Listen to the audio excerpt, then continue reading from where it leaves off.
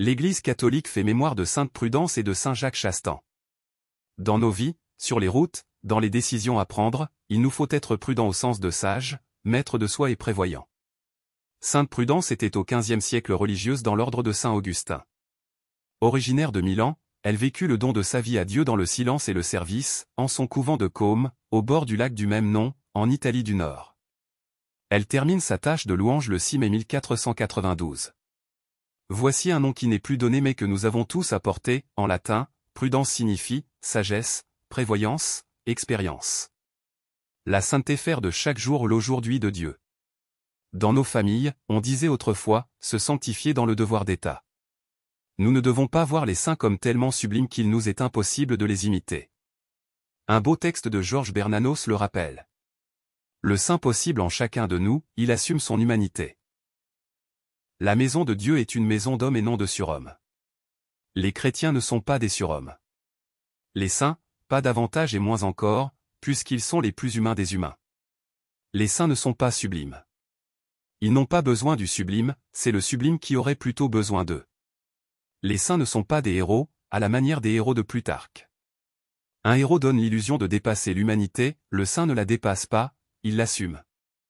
Le saint s'efforce d'être proche le plus près possible de Jésus-Christ, de celui qui a été parfaitement homme, avec une simplicité parfaite, au point de déconcerter les héros en rassurant les autres, car le Christ n'est pas mort seulement pour les héros, il est mort aussi pour les lâches. La main ferme, un pas vide, peu au dernier pas, chercher appui sur son épaule, mais aussi la main qui tremble est sûre de rencontrer la sienne. Saint Jacques Chastan. Chastan, Jacques Honoré, le VE. Martyr en Corée, vit le jour à Marcoux, Basse-Alpes, le 7 octobre 1803. Ordonné prêtre en 1826. En avril 1827 il partait pour Macao, à la fin de 1836 il retournait à la frontière de la Corée pour y attendre les chrétiens qui devaient l'aider à pénétrer dans le pays interdit sous peine de mort. Jacques Chastan fut décapité le 21 septembre 1839. Le 6 mai 1984, à Séoul, à l'occasion de son voyage en Corée, le pape Jean-Paul II réunit dans une même canonisation 103 bienheureux. Sainte Prudente, Saint Jacques, priez pour nous. Évangile. Ce n'est pas Moïse, c'est mon Père qui vous donne le vrai pain venu du ciel. Alléluia. Alléluia. Moi, je suis le pain de la vie, dit le Seigneur. Celui qui vient à moi n'aura jamais faim. Alléluia. Évangile de Jésus-Christ selon saint Jean.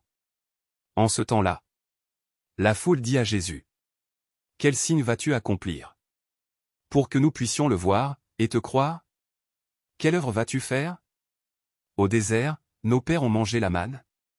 Comme dit l'Écriture. Il leur a donné à manger le pain venu du ciel. Jésus leur répondit: Amen, Amen, je vous le dis. Ce n'est pas Moïse. Qui vous a donné le pain venu du ciel? C'est mon Père. Qui vous donne le vrai pain venu du ciel?